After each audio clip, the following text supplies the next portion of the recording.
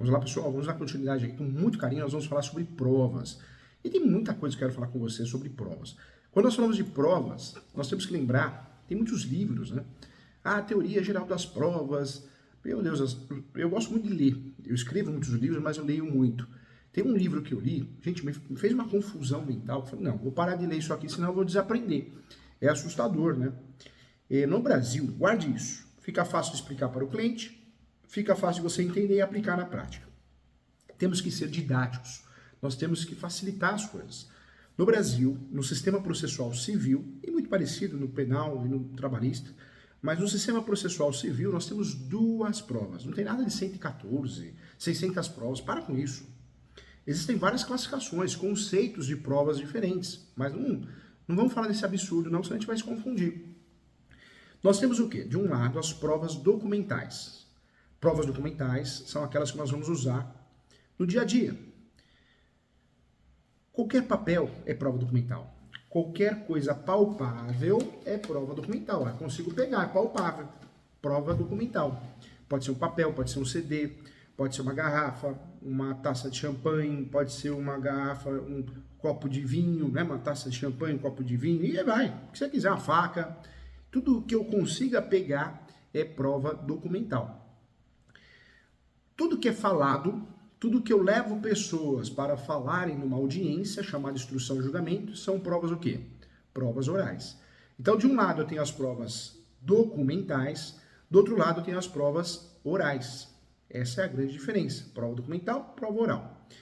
Prova documental, nós temos uma subdivisão. São subdivididas em 4. Prova documental em sentido estrito, que é qualquer bem palpável. Prova documental, ata notarial, que é uma grande novidade, porque até então não era considerada prova. A ata notarial hoje é considerada prova, mas sozinha não é eficaz não, hein? Não adianta trabalhar só com ata e achar que vai ganhar o processo. Ata notarial que é feita pelo tabelião de notas. Inclusive é muito usada, né, gente, para crimes na internet, né? Muitas vezes para provar no Facebook, Instagram, que foi ofendido, foi ameaçado. Então você consegue fazer prova com a ata notarial, que não é um trabalho, os emolumentos são caros, são considerados onerosos no Brasil, né? Então, eu tive um caso aqui no escritório, foi feita uma ata notarial de uma situação de ofensa na internet, no Reclame Aqui, sem sentido, e o que aconteceu? A ata ficou em quase R$ 1.500, então é uma realidade, né? Então a gente precisa tomar cuidado. Mas é prova documental a ata notarial. A inspeção judicial também é considerada prova documental. O cliente vai até o local, né? Perdão, cliente não, a juíza vai até o local, inspeção judicial. Então, é considerada a prova também, inspeção judicial. E a quarta e última prova documental que nós temos é a pericial, porque o juiz nomeia um perito, esse perito vai na verdade, fazer um laudo, seja do que for, e vai entregar isso escrito, né? Mesmo que seja em PDF, hoje com o processo digital. Então, a prova documental, as provas documentais são documental em sentido estrito, 1, qualquer bem palpável. 2, nós temos, a 2 seria ata notarial, não tem uma ordem certa. 3, inspeção judicial, o juiz, a juíza vai até o local, ou alguém que ele mande, o oficial de justiça. Diz a lenda que tem locais que ele manda 2 oficiais de justiça, você sabe por quê? Porque um pelo menos volta vivo. Olha só que horror, hein? 4, né? 4, a quarta prova documental é a pericial, tá bom? Cuidado, hein? Tem muita gente na internet falando, eu dou curso de perito, eu vou te ensinar a ser investigador de uso capião. E você tem muita picaretagem na internet, né, gente? Eu nunca vi um investigador de uso capião. Você perguntar pra mim qual que é a sua opinião, você vai gastar dinheiro à toa, porque ninguém vai virar investigador de uso capião. O professor que é especialista em uso capião e atua no Brasil todo com uso capião, eu nunca contratei, nunca vou contratar um investigador de uso capião. Faço eu esse serviço, o cliente também. Cuidado, tá bom? Vamos lá. Quando nós falamos aqui, então, de provas documentais, são essas 4. Eu tenho a inspeção judicial, é uma delas. Eu tenho a ata notarial, estou trocando de ordem de forma proposital, tá? A ata notarial, porque aí entra na sua cabeça e não sai mais. E existe também o laudo técnico pericial, né? O perito. Então, perito, na verdade, existe o perito, que tem a função de perito, na polícia científica, polícia ambiental, no INSS, né? Na Previdência Social, o médico lá, perito da Previdência Social. Mas o perito no Poder Judiciário, ele presta serviço. Se eu dou um cartão para você e está escrito, sou perito judicial, eu estou mentindo. Porque eu presto o serviço de perito quando um juiz, uma juíza me convoca. Não é minha função. Eu sou outra coisa. Eu sou engenheiro, eu sou advogado, eu sou médico. Aí eu presto essa função. Falo isso porque tem muita gente na internet tentando arrancar seu dinheiro e fica prometendo, faz uma carteirinha de perito e fala, pô, agora você é perito judicial daqui para frente, te nomeio, né? Não tem nem força para isso, é fogo. Vamos lá. Isso são as provas o quê? Provas documentais. Do outro lado tem as provas orais. Dentro dessas provas orais, gente, o que eu quero falar para você? Nós temos a testemunha e o depoimento pessoal das partes. Nós vamos apresentar as provas orais toda vez que tem uma audiência de instrução e julgamento. Quero lembrar a você que a audiência de instrução e julgamento é uma das audiências mais importantes no processo civil. Essa audiência é a única que nós vamos levar as provas orais. Uso capião, em regra, não tem audiência. Muito me preocupa quando as pessoas fazem aulas, saem explicando, cobrando caro, fazer um curso de uso capião, de audiência de uso capião. Quase não tem. De cada 100 casos de uso capião, 99 não tem audiência. O juiz, a juíza só vai marcar audiência quando ele verificar a necessidade, porque normalmente o processo virou litigioso, alguém se habilitou, alguém contestou, não é comum também, ou quando a parte pede, a parte tem que pedir. A parte tem que pedir quando ela percebe, o advogado, a advogada, tem que pedir audiência de instrução e julgamento quando percebe que o seu cliente tem poucas provas da posse. Então, vamos tentar fazer isso em audiência. Essa é a grande vantagem de fazer uso capião judicial quando o nosso cliente tem poucas provas, tá bom? Fica a dica aqui. Então, vamos lá, professor Júlio, quantas provas nós temos no direito brasileiro? Nós temos duas provas, as provas documentais e, do outro lado, as provas orais. Em relação aos tipos de provas no processo civil, o que eu quero trazer para você? Um estudo mais aprofundado. Então, eu vou trazer o conceito aqui. O curso é forte, o curso é aprofundado, é avançado. Então, vamos navegar de cabeça nas provas aqui. Em processo civil, as provas, gente, são indispensáveis em todos os tipos de processo, não só no uso capião. Sem provas, as decisões judiciais podem ter sua validade questionada devido à divergência com o sistema jurídico brasileiro contemporâneo, quer dizer, atual. Através do princípio do contraditório, é possível validar a equidade da decisão judicial e, por isso, é um dos recursos mais relevantes para a democracia do direito. Uma das suas vertentes é a produção de provas, né, em juízo para convencer o Estado juiz de que o direito alegado é real e esse elemento pode apenas ser constatado através do exame de provas apresentadas no Poder Judiciário ao magistrado, né? Então, essa é a ideia. Tendo como base, gente, o que está previsto no artigo 389, perdão, até retificando aqui, 369, tá? No artigo 369 do Código de Processo Civil atual, a prova se dá, gente, por todo o material coletado por meios legais e moralmente legítimos. O que é prova? Qualquer documento, qualquer material. Quando a gente fala documento, fica muito preso à prova documental, né? É melhor a gente usar o termo material coletado, que aí fica mais genérico, né? Fica mais gênero. Então, qualquer material coletado por meios legais e moralmente legítimos é prova, que pretende comprovar a veracidade dos fatos, a verdade dos fatos julgados, tanto na propositura da ação pelo autor quanto na defesa do réu, é prova. Então, eu trago para você, eu falo isso no meu livro, as provas são provenientes, gente, de fatos alegados pelas partes que visam o convencimento do juiz da verdade. Caso, né, os fatos alegados não sejam suficientes, isso também é importante deixar claro, não sejam suficientes e não convençam o juiz, estes não serão considerados como prova, mas sim como elementos apresentados com o intuito de comprovação, documentos, perícias, testemunhas. Eu trago vários exemplos, né, gente? Não é porque você fez uma audiência de instrução e julgamento, ou as testemunhas todas falaram que sim, pronto, ganhou a ação. Eu vou sair da audiência achando que eu já ganhei a ação. Não. O judiciário sabe que a testemunha pode ser muito bem instruída, treinada, né? Então é validade. Perícia é a mesma coisa. O juiz não fica preso, a juiz não fica preso à decisão do perito. A perícia, não é porque o juiz pediu para fazer uma perícia, ele vai ficar vinculado a essa perícia. Então, fique atento em relação a isso. Outro ponto também importante, muitas vezes a gente acha, né, que, professor Júlio, aquele documento faz prova total. Não, a ata notarial, se eu não tenho um outro documento, uma outra prova, é uma prova que não é ineficaz.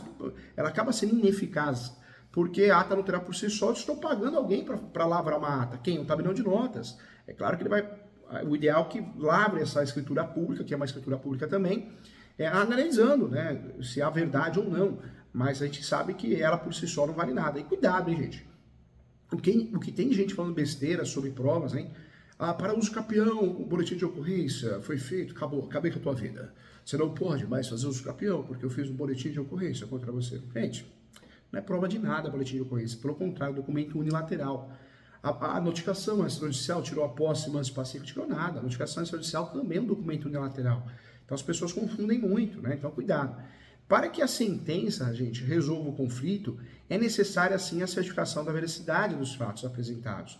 É claro que tem que ter provas orais, provas documentais, né? O juiz, ele quer provas para poder julgar, isso é fato. Mas muitos documentos que nós juntamos, muitas vezes é a título de convencimento. Você quer ver um exemplo? O uso capião do artigo 1238 do Código Civil. É um uso capião que não exige justo título e permite a má-fé. Esse uso capião, gente, eu faço e junto lá um contrato, mas é obrigação minha juntar um contrato de compra e venda de gaveta? Não é. Esse contrato vai ser juntado a título de convencimento, mas ele não faz eu ganhar ou perder a ação, porque não é um requisito de justo título, diferente do uso capião ordinário, que o contrato vira um requisito, né? Então, é um requisito da ação, então é diferente, então cuidado, tá? Vamos lá, o que eu trago para você aqui? Quais são os tipos de prova no processo civil brasileiro que vão resultar também no uso capião, em sede de uso capião e qualquer outro tipo de ação? O novo Código de Processo Civil, gente, ele elenca algumas características importantes, algumas categorias importantes de provas e dá margem para que possam haver outros meios de produção de provas. Não estabelecendo um rol taxativo, tá? Desde que não seja agredido o ordenamento jurídico brasileiro. Então, nós temos aqui, não é taxativo, ok? Não é taxativo, mas nós temos aqui conceitos e classificações importantes. A primeira classificação que eu já tinha falado, mas para poder aprofundar melhor nossos estudos, eu quero falar novamente sobre o depoimento pessoal. O depoimento pessoal, gente, é aplicado sim, tanto ao autor quanto ao réu, em virtude do ônus de comparecimento em juízo e esclarecimento de pontos questionados de ambas as partes. É uma categoria, gente, bastante significativa, pois em vários casos, né, em questões controvertidas e de geração de dúvidas também acerca da existência ou modo de fatos específicos, o magistrado pode questionar diretamente a parte e fazer constar, né, constatar, analisar, cair em contradição, fazer cair em contradição a veracidade das informações por meio da linguagem corporal. Esse exercício que o magistrado faz para pegar contradições não é expor e nem coagir a parte, tá? Então isso é importante. Já foi matéria de confusão em audiência, onde eu não autorizei que o juiz fizesse isso com o cliente, porque ele começou realmente a induzir o cliente, né? Então aí não, sem bagunça, né? Vamos lá. Segundo o novo CPC, há um rol sim de fatos que em regra, né? Fatos em que não é necessário que a parte deponha visando o amparo por alguma previsão legal, constitucional ou pela geração de risco também de vida. Esses casos são aplicados em algumas situações. Aí eu trago para você quais são esses casos, professor Júlio. Tem vários, né? Fatos criminosos ou torpes que lhe forem imputados. Então, primeiro fato que não é necessário que a parte deponha.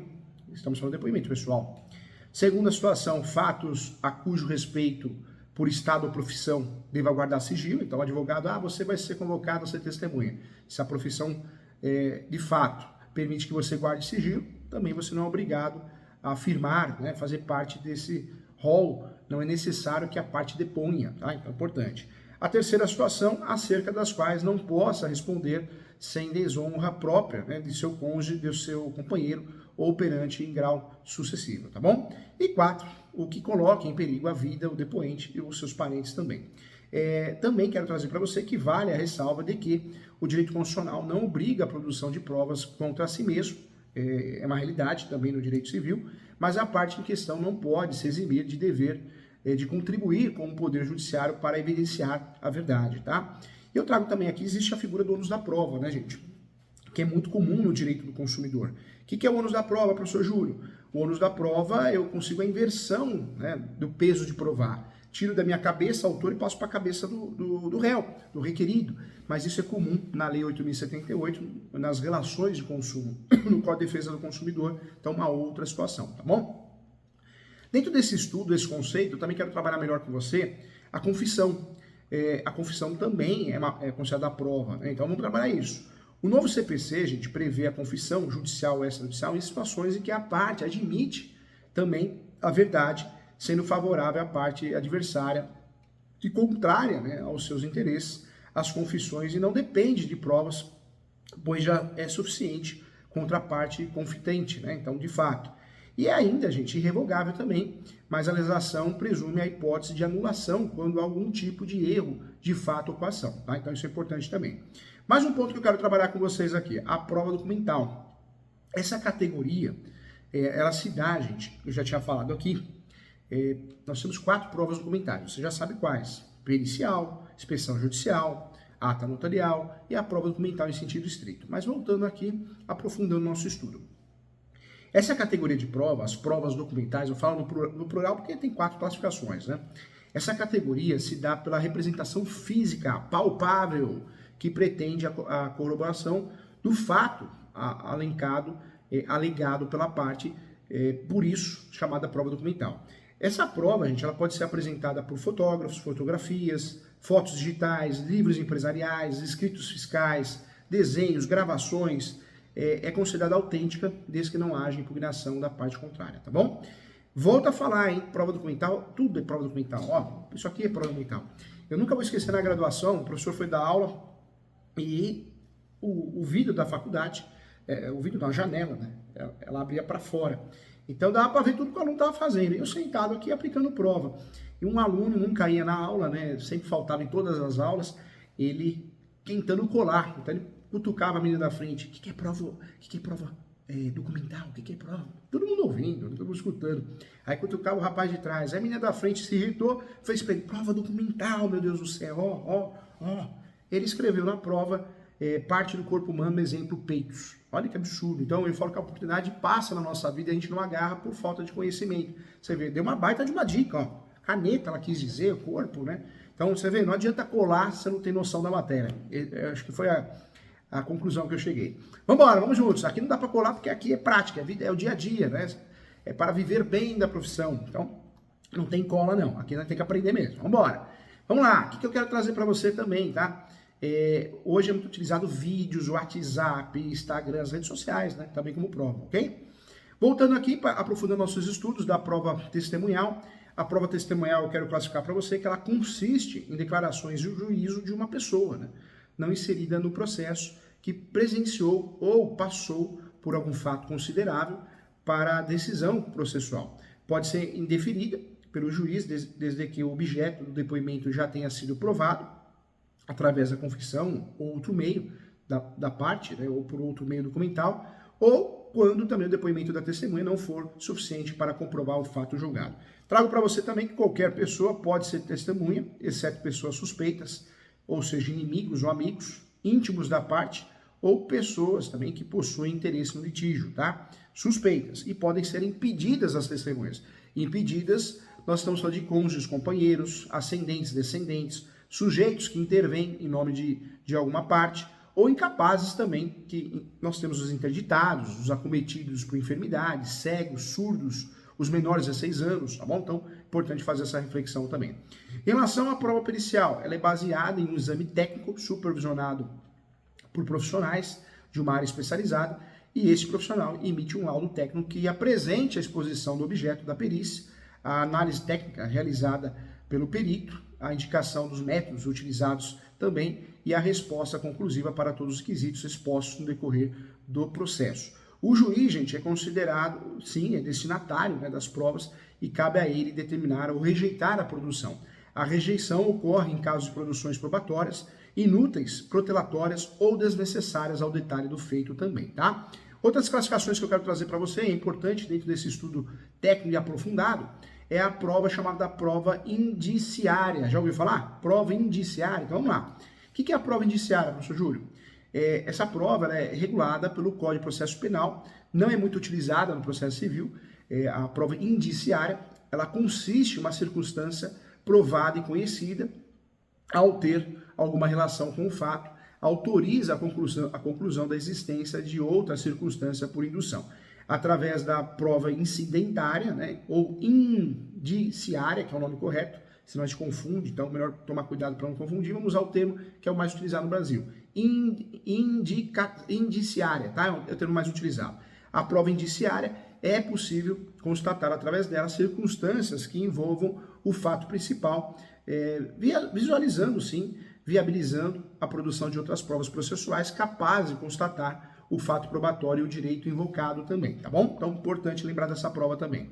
Mais uma prova que nós temos que falar é a prova ilícita, né, gente? O que é prova ilícita, professor Júlio? Prova ilícita é prova obtida por meio de violação aos limites constitucionais ou infraconstitucionais e é considerada nula, pois foi constituída através de intromissão abusiva na vida privada. Então, no domicílio, um exemplo, na telecomunicação ou na correspondência do indivíduo, isso é chamado de prova ilícita, ok? Sendo assim, as provas obtidas ilicitamente, como é o nome utilizado pela doutrina, são inadmissíveis no processo, segundo o artigo 5º da Constituição Federal, da Constituição da República Federativa do Brasil, ok?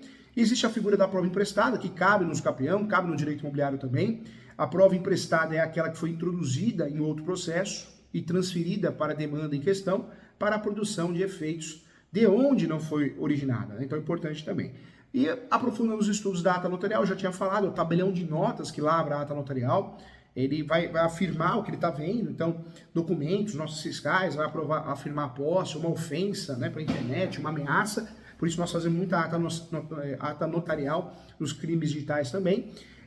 A ata notarial certifica circunstâncias e fatos por meio de um tabelião e é escrita, assim, em cartório notarial, certifica o estado do bem ou de uma situação equivalente a uma testemunha, não sendo registrado como aquilo que chegou a tal, né, estado ou que foi o responsável pela autoria devido à não capacidade de atestar fatos imprescindíveis ao tabelião, tá bom? Então, quando eu falo desses fatos, também podemos utilizar imperceptíveis ao tabelião, também é outra forma de usar. Então, não esqueça, quantas provas nós temos, professor Júlio? 2. De um lado as provas orais, do outro lado as provas documentais. Provas orais, sofrem testemunhas, depoimento pessoal das partes. Onde eu apresento essas provas? Lá na audiência de instrução e julgamento. Provas documentais, documento, tudo que é palpável, né? Tudo que eu consigo pegar, enxergar. Então, eu tenho a prova documental em sítio distrito, tudo é prova documental em sítio distrito. Tenho a ata notarial, cartório, tabelião, inspeção judicial do juiz, o juiz vai até o local, e também é muito importante ter, né, em mente e lembrar da prova pericial também. Então, nós temos 4, tá? Documental em sentido estrito, inspeção judicial, pericial e ata notarial, ok? Agora você entende tudo de prova, ninguém te engana não, hein? Tá? Estudamos aqui os tipos de provas no novo CPC. Então, tema importante, necessário também. O que eu deixo claro aqui é que a prova tem um objeto, né? Ela tem um objeto, os fatos da causa, uma finalidade também, que é a formação da convicção do juiz, e um destinatário, que é o juiz. Quando nós estudamos provas, nós precisamos saber disso. E também trago para você que o termo prova tem vários significados. Ele deriva do latim probatio, né? Probatio deriva do latim, prova vem de probatio, que significa provocar, verificar. Em linhas gerais, gente, a prova é o meio utilizado para o convencimento do juiz a respeito da existência de determinado fato, tá? Então, é importante a gente aprender assim. E nesse sentido, o vocábulo, né, prova, no processo civil, pode significar, sim, tanto a atividade que os sujeitos do processo realizam para demonstrar a existência dos fatos formadores, né, de seus direitos que haverão de basear a convicção do julgador, quanto o instrumento por meio do qual essa verificação se faz, tá? Então, é importante trabalhar nesse sentido. Então, olha quantas classificações. Falamos aqui das formas, né, mas também existem classificações importantes. Uma das classificações teóricas mais importantes é das provas diretas e indiretas, né? Temos essa classificação também. Quando eu falo das provas, elas podem se classificar segundo vários critérios, tem várias outras classificações, vários outros critérios importantes, mas segundo o seu objeto, pode ser diretas e indiretas, quando a fonte pode ser pessoais e reais, quanto a forma pode ser testemunhais, documentais e materiais, e por fim, né, quanto à preparação da prova, elas serão casuais ou pré-constituídas. A prova direta, gente, ela destina-se a comprovar a alegação de um fato. Já a prova indireta, ela destina a demonstrar fatos secundários ou circunstâncias, indícios, por meio dos quais o juiz, em raciocínio, né, dedutivo, presume como verdadeiro o fato principal. A prova, a chamada prova pessoal, ela decorre da declaração de uma pessoa. Ao revés, a prova real é constituída por meio de objetos e coisas. Já a prova testemunhal é aquela produzida de forma oral e por uma testemunha, o depoimento pessoal das partes. A documental é toda afirmação escrita, palpável, gravada, é material, né? A pericial e a inspeção judicial é uma prova técnica, é constatada pelos olhos, né? Então é diferente. A prova casual, ela é produzida dentro do próprio processo e a pré-constituída é aquela formada fora do processo. Então, olha quantas classificações nós temos importantes em relação à prova, né? Tudo isso nos interessa, por isso eu falo provas, porque o estudo realmente é no plural, né? Então é importante também. Nós temos um sistema de persuasão racional, o juiz, não obstante apreciar as provas livremente, ele aprecia livremente as provas e não segue as suas impressões pessoais, né? Mas tira a sua convicção das provas produzidas, podendo sobre a qualidade e a força probante dessas provas. Então, é o sistema. O sistema do CPC também diz que o juiz apreciará livremente as provas. Isso aparece no 371, né? Então, por isso essa classificação importante do livre convencimento do juiz. Então, legal. Mais uma aula importante que você precisa para conhecer os assuntos de forma aprofundada, tá bom? Eu agradeço e até a próxima aula.